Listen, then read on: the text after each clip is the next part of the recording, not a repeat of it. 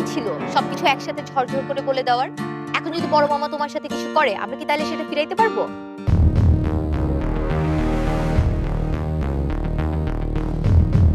Hero সাজার খুব শখ, তাই না? সবার সামনে শো অফ করে নিজের ঘাড়ে দোষ নিয়ে কি বোঝাতে চাও? মহান। শোনো, তোমার সাথে ছোট মামার একটা ডিল হয়েছে, আর আমি চাই নাই আমি সেটা ব্রেক করি। Go to hell with your deal. আমার সামনে একদম হিরোগিরি দেখাও না। পাকনামি করে পাপার ওয়ালেটে কার্ড রাখতে গেছো, সেটাও ঠিক মতো পারো না। অ্যাকচুয়ালি তোমাদের কাউকে ট্রাস্ট করাই আমার উচিত হয়। তোমরা কেউ কোনো কাজে না, স্পেশালি ইউ। যা বলো তার উল্টাটা করো। কি কি করছি আমি?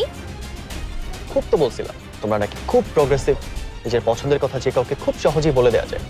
মেঘাকে তো বললাম যে আমি ওকে লাইক করি, কি হলো?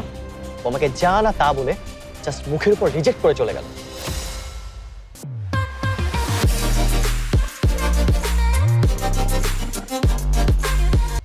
মেঘা কেন তোমার প্রপোজাল রিজেক্ট করছে সেটা বলছে?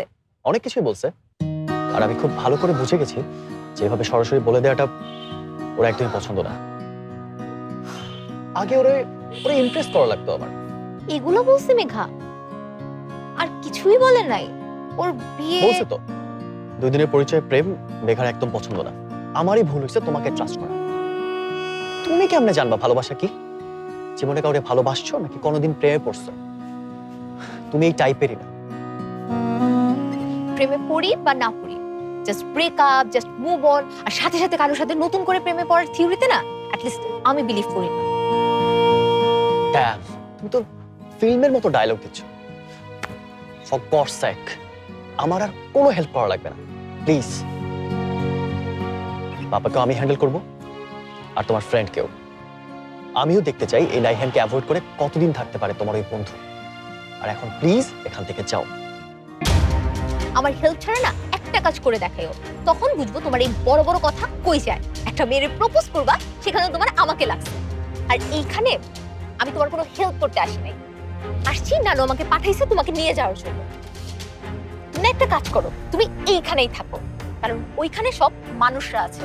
তোমার মতো এই এলিয়ানকে ওইখানে মানাবে না।